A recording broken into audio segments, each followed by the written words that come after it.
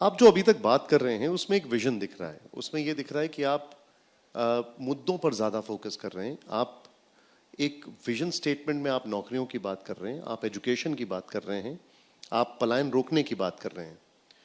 जब आप रैली करते हैं तो आपके कार्यकर्ता जाते हैं और जगह जगह कलम बांटते हैं।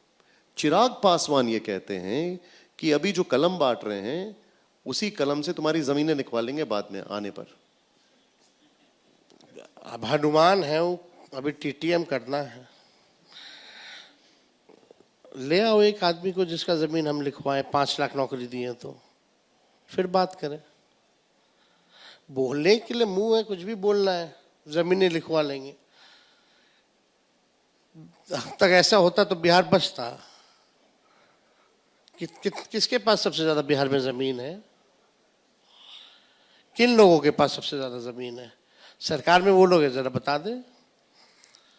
अब कर क्या रही है तुम्हारी सरकार 20 साल से? फिर 11 साल में केंद्र की क्या कर रहे हैं? फिर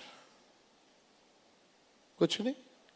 हम तो चैलेंज उनको भी देते, थोड़ा बता दें हम किसका जमीन लिखवाएं, हमको भी पता चल जाए कि हम लिखवाएं कि नहीं लिखवाएं। मतलब आप देखिए, कलम भी बांटो तो भी गाली खाओ, नौकरी भी दो तो भी गाली खाओ। तो अच्छी बात है ना। इन लोगों के पास गाली देने के अलावा, इल्जाम लगाने के अलावा और कोई उपलब्धि नहीं है अपनी खुद की। क्या उपलब्धि है सरकार की? जंगल राज आ जाएगा, यही गोली चली आपके पीछे, बस खेमका जी की हत्या हुई है, उनके बेटे की हत्या हुई थी 6-7 साल पहले, इनकी हो गई। लगातार मेरे घर के बाहर गोलियां चली, 4 राउंड, अभी तक वो नहीं पकड़ा गया कोई। कहां कहां नहीं चली, डेली गोलियां चलती हैं, डेली रेप हो रहा है, डेली अपहरण हो रहा है, दुकानों में जाकर के गोलियां मार दी जा रही है। एनसीआरबी के आंकड़े कह रहे हैं कि लगातार क्राइम में वृद्धि हो रही है, लेकिन मजाल है कि कोई एनडीए के शासन को जंगल राज कह दे। अब एक विषय है जो बहुत ज्यादा हॉट टॉपिक है, लेकिन उसमें अब प्रोग्रेस हुई है। मैं बात कर रहा हूं चुनाव आयोग की वो प्रक्रिया जिसका हम एसआईआर करके उन्होंने जिसका नाम दिया है। मामला सुप्रीम कोर्ट गया, सुप्रीम कोर्ट ने अपने कुछ ऑब्जर्वेशंस दिए हैं, अगली हियरिंग भी होने वाली है।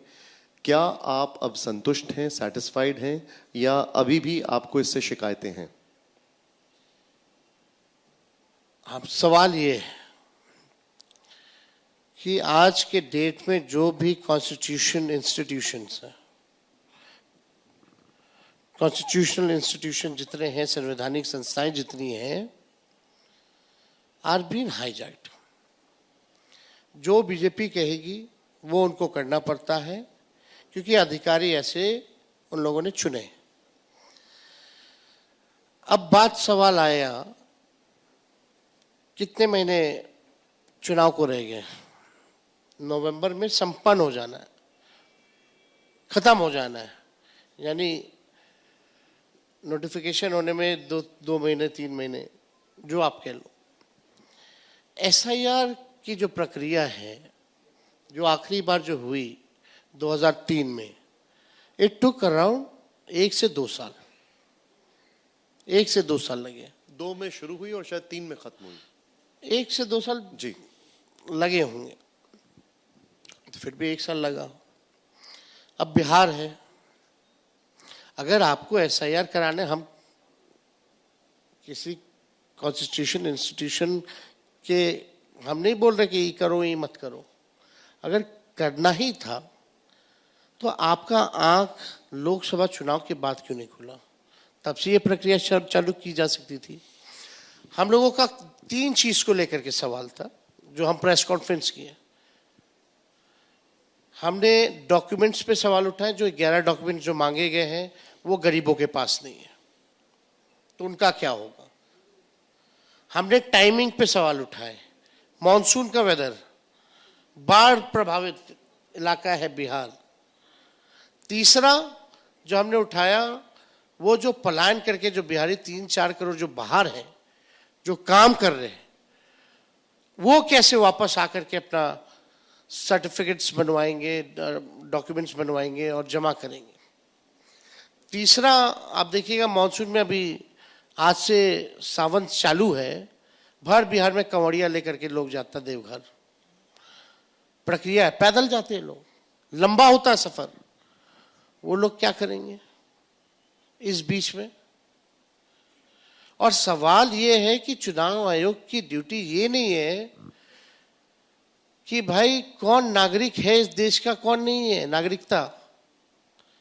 अगर आपको लगता है कि तेजस्वी यादव इतने साल से वोट दे रहा है, अगर हम बिहार देश के नागरिक नहीं है, तो आप प्रूफ कीजिए ना कि हम नागरिक नहीं है। आप पेश कीजिए डॉक्यूमेंट कि हम नागरिक नहीं है।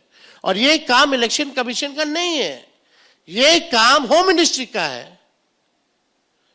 और एसआईआर के बाद से तो लगातार बिहार में 5 से नीतीश कुमार जी की सरकार बनती आई है।